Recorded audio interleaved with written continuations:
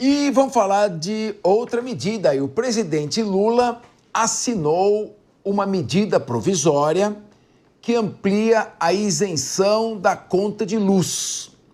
A proposta pode impactar até 60 milhões de pessoas. O texto foi apresentado a parlamentares e ao presidente da Câmara, Hugo Mota, e Senado, Davi Alcolumbre. Na manhã de hoje, Lula se reuniu com os ministros de Minas e Energia, Alexandre Silveira, e de Relações Institucionais, Gleisi Hoffmann, para fazer os últimos ajustes da proposta. Meu querido Rodolfo Maris, já ensinava o saudoso monetarista da Escola de Chicago, Milton Friedman, que não existe almoço grátis. Claro que a fraude de INSS atingindo os mais pobres tem abalado a credibilidade do governo. Essa medida, para quem consome até 80 quilowatts de energia elétrica e vai ter isenção total, e outras famílias que são pequenos consumidores, uma isenção de até 12%, uma diminuição nas contas, serão pagas provavelmente pela classe média, pela indústria e pelo comércio. Como você vê, então, essa possibilidade? É uma medida provisória, ela tem que ser votada em até 120 dias, senão ela perde a validade. Qual a sua avaliação? É bom? Claro que é, mas quem vai pagar essa conta? Nós. Essa é a questão.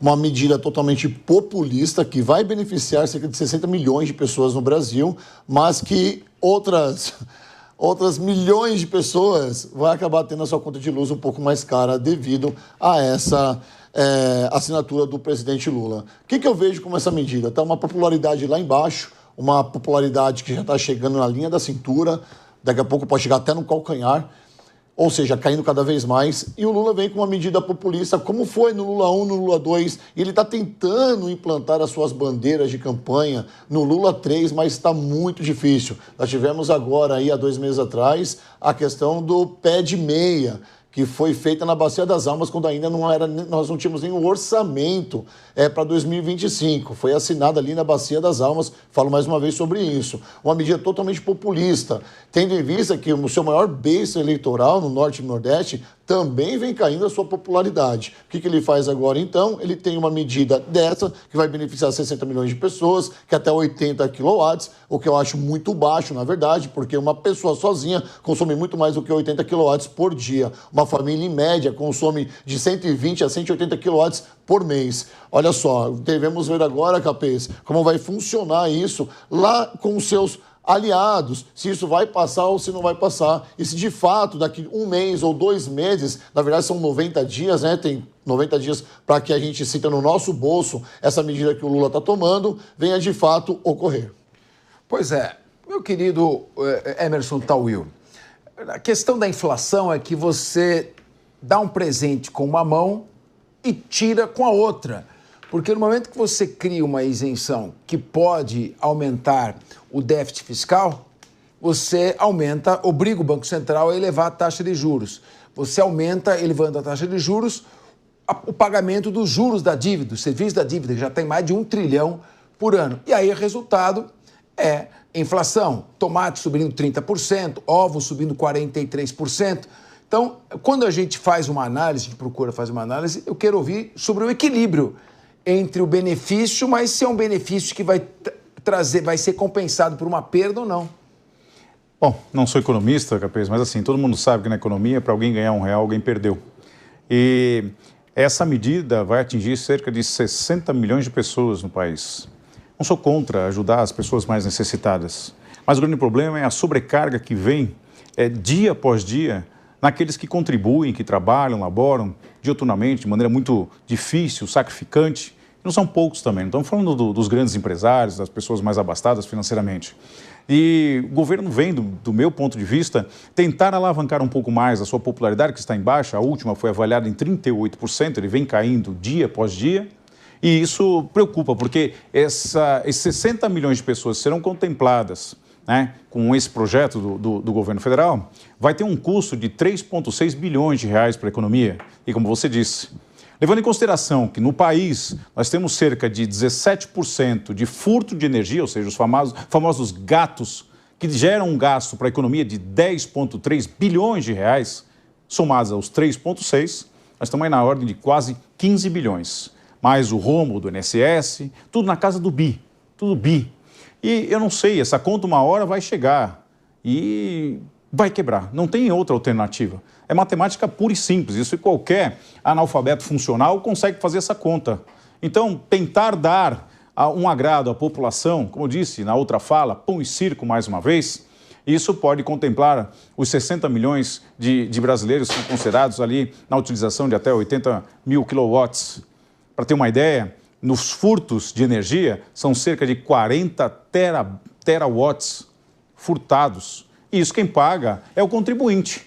A conta sempre sobra para o contribuinte. O sujeito que acorda cedo, estou falando do sujeito que ganha um salário mínimo, tá? Que acorda cedo, labora 22 dias por mês, que paga os seus tributos, que fica 4, 5, 6 horas no ônibus. É ele que paga a conta. É fácil fazer cortesia com o chapéu dos outros. Esse projeto não é muito bem-vindo agora. Os pobres realmente precisam, mas precisam muito mais do que benesses. Precisam ter condições dignas de ter o seu próprio sustento sem depender do próprio governo. Toda vez que o governo cria uma dependência da população para com o seu governo, isso é um sistema, é um ciclo vicioso que pode comprometer as eleições, porque esse sujeito que depende da economia, depende do governo, ele muito provavelmente seja complacivo ao governo que aí está. E eu sou totalmente contra. Muito Professor obrigado. Túlio Nasa, aqui no site de economia do G1, de abril de 2025, um mês, desconto para os mais pobres pode custar 4,5 bilhões de reais, 4 bilhões e 500 milhões de reais para outros consumidores. É a tese do Milton Friedman. Alguém paga esta conta. Só o governo que precisa economizar mais, né? Não o consumidor, a classe média tem que ser penalizada, mas eu quero te ouvir. É isso mesmo, Capês. Na verdade, lendo hoje mais atentamente sobre esse assunto no café da manhã, eu descobri, viu, Emerson, aonde que quem vai pagar essa conta? Quem vai pagar essa conta já tá previsto ali nas faixas de consumo de energia, aonde que vai aumentar. É a classe média. É a classe média que vai pagar essa conta. Então, é uma medida realmente populista, vai beneficiar quem consome menos, mas vai onerar quem consome mais.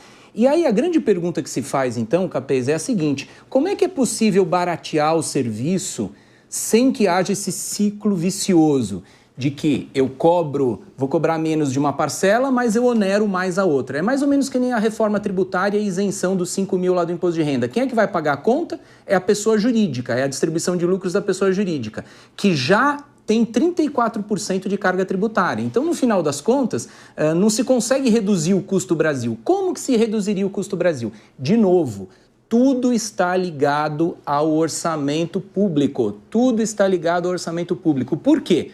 Veja, esse 50% do total, 50 bilhões de reais que está na mão de emendas parlamentares, se pelo menos reduzisse para 5 bilhões, sobra 45 bilhões. Sabe o que o governo poderia fazer? Investir em infraestrutura para o serviço de energia elétrica no Brasil. Hidrelétricas, cabeamento, por exemplo, por baixo das calçadas. Isso evita demais, economiza demais no custo de manutenção, de reposição. Então, furtos, etc. Então, infraestrutura, investimento na rede elétrica brasileira é que permitiria realmente reduzir o preço, e não precisa ser economista, basta entender um pouco de Estado, de governo, reduziria definitivamente de forma consistente o preço. Mas como que a gente vai ter esse dinheiro para investir em obras de infraestrutura ou obras de contenção de enchente, por exemplo, que o Rio Grande do Sul está enfrentando, se esse dinheiro de investimento está na mão do troca-troca político, está na mão das emendas parlamentares? Então parece que eu estou sendo repetitivo de forma chata? Estou, mas é isso que está na ordem do dia, Capês. Professor, só uma partezinha. O que o senhor fala aqui, o que dá uma economia para o país é você colocar, né, uma ordem econômica estável, uma moeda forte, condições educacionais e sociais dentro de uma nação que possa progredir, alavancar, fazer uma escalada em que ele não precise depender do governo, que ele tenha condições próprias e que a economia seja uma coisa pujante, que a nossa sociedade tenha condições plenas de se autogerir sem depender de um governo que muitas das vezes se mostra fracassado e faz políticas sociais para tentar as benemerências e alavancar a sua estatística furada, como disseram. Perfeito, Emerson. E sabe como que se faz isso? Desculpa, Capês. Como que vai desonerar o cidadão e permitir que ele seja independente, que ele prospere economicamente? Somente reduzindo a despesa pública. Sabe por quê? Porque se não reduzir a despesa pública, o Estado vai ter que cobrar mais imposto. E aí o cidadão vai ter que pagar mais e ele não consegue se manter, não consegue se independer. Então, de novo, parece o óbvio lulante, mas é a realidade. Preciso controlar a despesa pública. A plebe montenuclear. Cara, o senhor colocou uma pauta aqui, professor, muito interessante, porque a gente está querendo cobrar e falar de quilowatts, de energia, mas nós não temos saneamento básico no Brasil, tá? Mais de 49 milhões de pessoas vivem nessa situação. Nas comunidades, que é a grande porcentagem das pessoas, as periferias é quem sustenta o coração financeiro do país, não tem saneamento básico. Como que nós vamos pensar na possibilidade de um país de primeiro mundo de colocar os fios, como é na Oscar Freire, por exemplo, né? Porque Oscar Freire é um centro, é um polo ali muito importante para o comércio autolucrativo, chique na cidade de São Paulo, então não é viável você ter ali aqueles fios passando, não é fotogênico aquilo ali. Agora, nas periferias, você vê um emaranhado de fios que ainda a gente não consegue nem entender como que a Enel consegue olhar para aqueles fios e distinguir o que cada um significa. Nós estamos falando de país de primeiro mundo, sabe? Deveria ser aberto essa chancela que o Lula colocou agora para todos os brasileiros, ou pelo menos diminuir, já que nós estávamos rodando em bandeira 2 aqui no Brasil há pouquíssimo tempo atrás, mês passado, por exemplo. Agora, quer beneficiar 60 milhões de pessoas, colocando nas custas da cidadão da classe média, essa conta não é benéfico. É aquela história do cobertor de solteiro. Sabe qual é a história do cobertor de solteiro? Ou você cobre o seu pé e descobre a cabeça, ou você cobre a cabeça e descobre o seu pé. É assim que nós vivemos. O brasileiro se adaptou a isso. E é quase que uma política que inadmissível. Mas o brasileiro vive na questão da sobrevivência. Aqui é jungle, é a selva onde o Brasil se encontra. Sérgio Zagarino. Isso não é uma medida que está beneficiando 60 milhões de brasileiros. Não é. Isso é uma medida que está beneficiando o próprio governo. Isso é uma medida que está beneficiando a manutenção do poder a qualquer custo. Eu digo isso porque medidas que beneficiariam o povo brasileiro seriam fazer com que tivéssemos uma responsabilidade fiscal e uma austeridade fiscal enorme, seriam medidas para fazer com que não tivéssemos um prejuízo acima de 7 bilhões de reais nas estatais, seria acabar com essa farra do boi de 60 milhões de reais de emendas parlamentares, seria reduzir a dívida pública no Brasil, que chega a 80% do PIB, seria fazer com que nós não tivéssemos tantos servidores recebendo acima do teto, gerando um prejuízo anual de mais de 5 bilhões, seria discutir a redução do fundo eleitoral e do fundo partidário, que somados se dá em 6 bilhões. Sabe quanto custa essa medida do Lula? Agora, essa brincadeira que ele vai assinar. Olha, gente, estou aqui brincando de fazer política, fingindo que vou beneficiar, quando na verdade é uma medida populista, barata, que tem apenas interesse de benefício próprio, já que sua popularidade está sendo destruída em razão de tudo que eu falei, reflexo da economia, que vai fazer com que ele não tenha condições de ser reeleito. Então, essa medida vai ser na caneta, não tem condições de ser aprovada no Congresso, já fica uma súplica, um pedido para o Congresso, porque isso é uma brincadeira, porque essa brincadeira de mau gosto vai gerar um prejuízo para os nossos cofres públicos, já estão arrebentados de mais 3,6 bilhões de reais. Deve ser muito fácil brincar com 3,6 bilhões de reais com dinheiro que não é dele, porque esse dinheiro é do povo brasileiro. Então, você brasileiro que está assistindo, cobre medidas duras do governo para termos responsabilidade fiscal. E aí sim, você vai conseguir ter dinheiro, renda, para pagar a tua conta de luz, sem precisar desse benefício. Vamos lá. Ó, tudo tem dois lados. O Zagarino é bravo, mas eu sou obrigado a fazer aqui. Ó, é uma medida que vai dar isenção integral para famílias de baixa renda que consumam até 80 quilowatts. Se ela consumir acima de 80 quilowatts, ele paga consumir acima. Essa isenção até 80 quilowatts vale para essas famílias de baixa renda, que estão ali no CAD único, que tem uma renda de meio salário mínimo per capita na família. Então, beneficiaria, em tese, 60 milhões de pessoas. Mas aí vai transferir essa conta para a classe média, para o comércio e para a indústria. Isso vai ter impacto, claro, na inflação. Agora, 80 quilowatts, vocês terem uma ideia, a Enel cobra 25 centavos por quilowatt. Se você fizer uma conta aqui de padaria, 80 quilowatts vezes 25 centavos, quer dizer, até R$20 está dada esta isenção. Então, às vezes a notícia tem aquele bruta daquele impacto, mas você vai ver, são ali R$20. Mais ou menos o que subiu a dúzia de ovos aí nos últimos 5 meses. Mas vai baixar, certo? Capês. Muito bem. O ovo baixa, né? Vai baixar, a gripe capiar, né?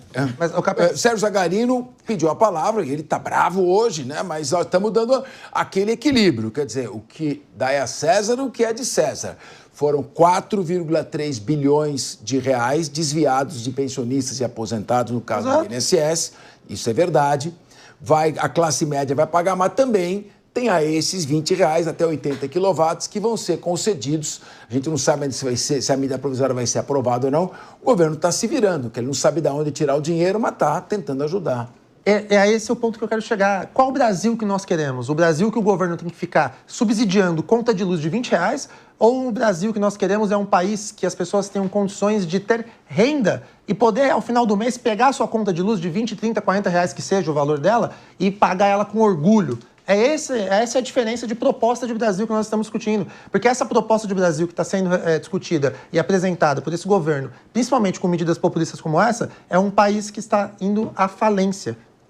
Mas, meu querido professor Trunaz, é uma medida populista ou é uma medida popular? O governo está atendendo a população de baixa renda, afinal de contas. Está certo que em 2027 não vai ter dinheiro para pagar a saúde e a educação, mas o governo está se virando, está tentando ajudar de alguma maneira. Ele quer baixar a taxa de juros sem parar de gastar, não é verdade? Quer garantir o sigilo de gastos ali pessoais do presidente, da primeira-dama. Isso são coisas que ele está... Agora, por outro lado, ele tenta reequilibrar. Como é que você vê a questão do equilíbrio fiscal, que é você gastar menos do que você arrecada, ou gastar pelo menos aquilo que você arrecada? Como é que você vê essa possibilidade de governos que têm um viés mais assistencialista e, portanto, eles agradam à primeira vista, prima facie, a população de mais baixa renda, mas isso vai acarretando um atraso e um custo com o serviço da dívida pública. Como é que você... Porque eu vi o professor Túlio Nasa, eu estava vendo uma matéria sobre o endividamento dos Estados Unidos. Então, a dívida dos Estados Unidos deve chegar no final do ano, professor, em 38 trilhões de dólares. 38 trilhões de dólares vai dar mais ou menos para os Estados Unidos pagar 1,2 trilhões de dólares por ano de juros. 1,2 trilhões de dólares de juros. É quase o PIB do Brasil. Vai ter que pagar por ano. E aí eles estavam dizendo, isso significa que os Estados Unidos vão quebrar ou não? E segundo os economistas, você tem que pegar lá o PIB dos Estados Unidos, que é 28 trilhões. Se você estiver pagando mais do que 6% do PIB em juros, tua economia entra em perigo, a situação de irreversibilidade. 28 vezes 10% é 2,8%, 5% é 1,4%. Você ainda está pagando a taxa de juros compatível com juros. O que me preocupa é o Brasil, porque nós temos aí um PIB de 11 trilhões de reais e estamos pagando 1 trilhão de juros, já é 10%. A possibilidade de default, não estou querendo criar alarme, mas nós estamos numa situação que nossa nota de investimento vai ser rebaixada. E o governo continua como se estivesse no mundo de Nárnia. Queria que você fizesse uma análise sobre essa questão da responsabilidade fiscal e da alta taxa de juros que estamos pagando. Perfeito, Capês. Sua pergunta ela é bem complexa. Eu vou tentar aqui de forma didática não resolver todos os problemas do Brasil, mas pelo menos explicar para a nossa audiência o que acontece. Capês, aí tem duas situações que precisam ser medidas e analisadas. A primeira delas tem a ver com o que a gente está falando há pouco tempo aqui, sobre reeleição. O problema desse governo é o seguinte, está muito próximo das eleições do ano que vem. Então, não é possível para o governo fazer uma reforma administrativa, enxugar os gastos, para que possa girar a roda da economia com credibilidade, com confiança, e abaixar a inflação e ele ter tempo de melhorar a popularidade. Então, essa medida de responsabilidade fiscal que o governo deveria adotar, ela leva tempo. Ela leva tempo, ela leva alguns sacrifícios eleitorais, ela leva quebra de populismo. Então o governo, é por isso que o governo Lula já disse que não está preocupado com o déficit público, que ele vai dobrar a aposta. O que ele vem fazendo? Ele vem, ao contrário de reduzir despesa, ele está soltando crédito para a população, para que a população tenha a sensação de que a economia está bem, está boa. ele está fazendo medidas populistas. Então, esse é o primeiro problema, que é o da reeleição, que é um problema que precisa ser discutido, sim, precisa ser analisado para evitar esse tipo de medida. E o segundo item, Capês, que é fundamental, é chamado a qualidade do gasto público. É preciso desmistificar algumas coisas. Eu já ouvi aqui muitos defensores do governo dizendo que países evoluídos têm um alto índice de endividamento. Então, que eles preferem ter o endividamento, que prova que os países evoluídos estão no caminho certo, que o problema não é o endividamento. Mas dentro do endividamento, de novo, o diabo mora nos detalhes, é preciso diferenciar o que é déficit público com o que é investimento. Eu vou explicar. Um país pode estar endividado porque ele está fazendo grandes obras de infraestrutura. Eu estou fazendo grandes obras de saneamento básico, como o Rodolfo pediu aqui, eu estou fazendo grandes obras de infraestrutura no país para conter enchentes. Então é evidente que haverá um endividamento maior naquele país. Mas esse endividamento, ele é momentâneo e ele vai trazer riqueza para frente. Outra coisa é o déficit, ou seja, é a dívida do poder público gerado porque o poder público gasta mais do que arrecada. Então, o problema em si, Capês, não é ter ou não dívida o governo federal. É exatamente a qualidade dessa dívida, onde esse dinheiro está sendo aplicado. E no Brasil, nós estamos assistindo hoje uma realidade que, em vez de se investir em saneamento básico, sistema de energia elétrica, está se investindo em quê? Em emenda parlamentar. Está dando dinheiro para os parlamentares venderem apostila de ensino para as prefeituras, para vender equipamento na área esportiva, para fazer asfalto, quando, na verdade, o dinheiro de investimento seria para obras de longo prazo. Essa é a razão pela qual esse dinheiro existe. Ele não é para pequenas ações. Esse é o problema. O diabo mora nos detalhes, Capês. E tem a condição mínima também de sobrevivência aqui, né? Porque quando a gente fala de saneamento básico, as pessoas não parece que nem todo mundo entende. Mas é verdade, pavimentação, esgoto, dá enchente, você não tem esgoto, você tem um retorno fluvial. É uma coisa que a gente tem que parar para pensar. E se a gente quer um país de primeiro mundo, nós devemos, antes de abrir os cofres e colocar um projeto como esse, por exemplo, que não vai beneficiar 60 milhões de pessoas, é trazer uma resposta para o problema que já existe. É só chover, por exemplo, no Brasil, que o Brasil não está preparado, São Paulo não está preparado, o Rio Grande do Sul não está preparado. E o que o governo faz com isso? É a grande resposta que tem que ter, sabe?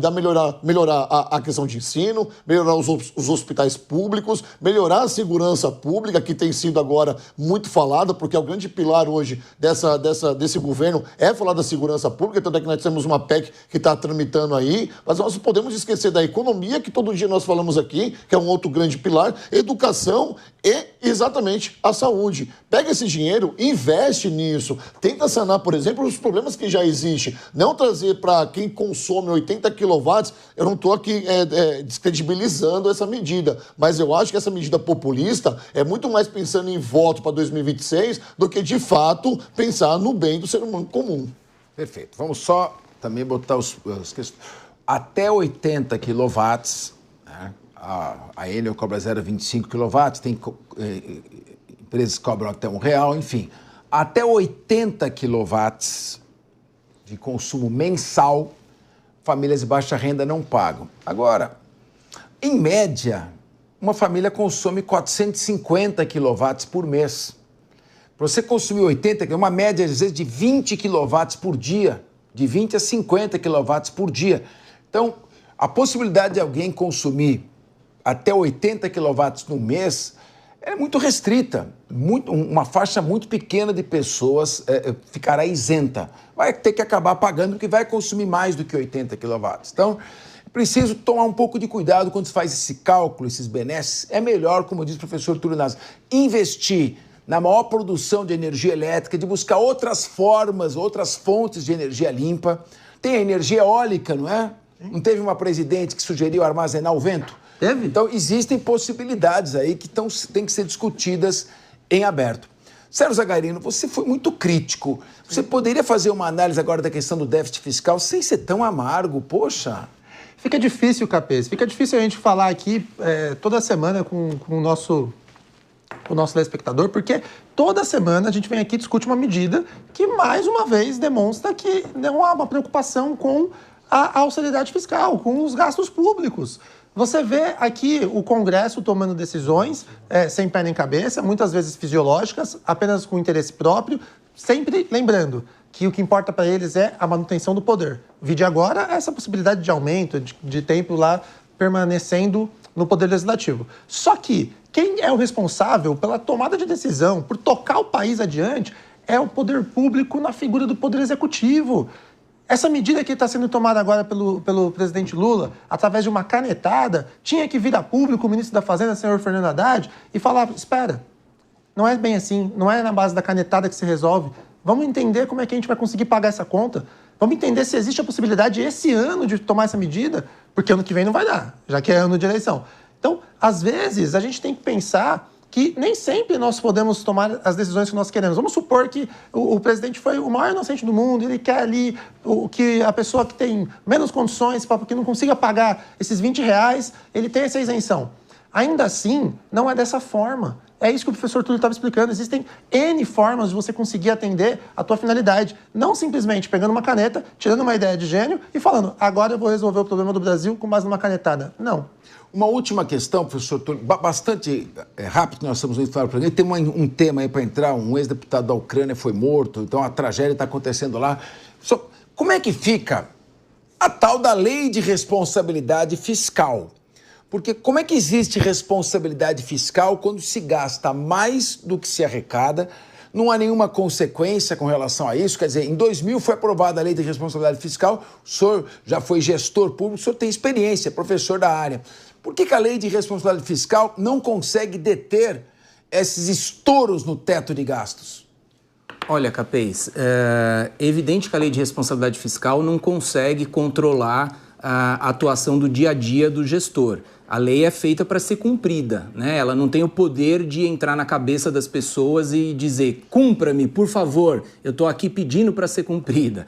Mas o fato é o seguinte, que a lei de responsabilidade fiscal, ela foi quem tirou efetivamente o Brasil de uma inflação galopante terrível na década de 80 e década de 90. Só deu certo o Plano Real, vamos lembrar a nossa audiência, porque junto com ele, o governo, na ocasião, adotou a melhor política internacional fiscal e monetária, que era a lei de responsabilidade fiscal. Foi com o controle do gasto público e com a qualidade do gasto público que se permitiu controlar a inflação. Se não o Plano Real, como os outros planos, Cruzado Novo, Cruzeiro não sei o que, Cruzeiro não sei o que lá, congelamento de preço, quem lembra das fiscais do Sarney que iam no supermercado para verificar se o preço estava subindo? Nada deu certo, só deu certo a lei de responsabilidade fiscal. Então, Capês, é difícil te responder por que a lei não está sendo cumprida. Agora, cabe aos órgãos de controle, Tribunal de Contas da União, Congresso Nacional, que também é fiscal, aliás, é o primeiro fiscal do Executivo,